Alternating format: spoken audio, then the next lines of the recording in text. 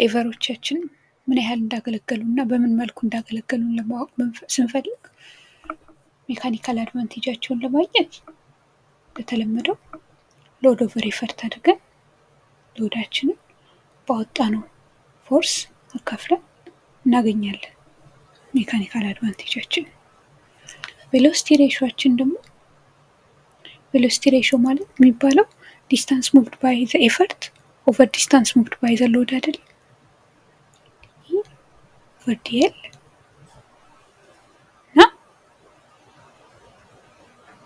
በዚህ የተነሳ ዲስታንስ ሙቭድ ባይ ዘ ኤፈርት የምንለውን ለሌቨር ጊዜ ኤፈርት አርም በሚል እናስገባዋለን። ኤፈርት አርም ማለትም ከፈልክረማችን እስከ ኤፈርታችን ድረስ ካለችበት ድረስ ያለችውን ርቀት ማለት ነው።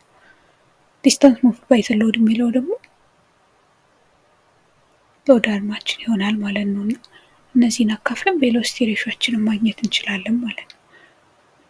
ኤፊሽንሲያችንን ደግሞ ለማግኘት ኤፊሽንሲ ኤታ ማለት ነች።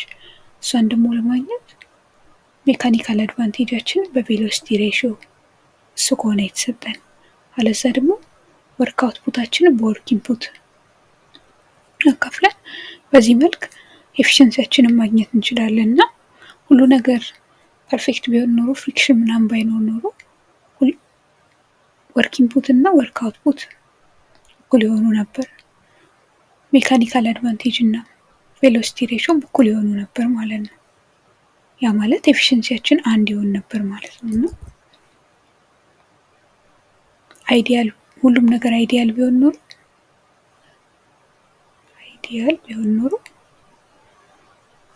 እዚህ አድርገን እናስቀምጣለን። ለጊዜው ግን አይዲያል ስለማይሆን እውነታው ዓለም ሁል ጊዜ ከአንድ የሚያንስ ቁጥር ነው ማለት ነው ኤፊሽንሲያችን የምናገኘው።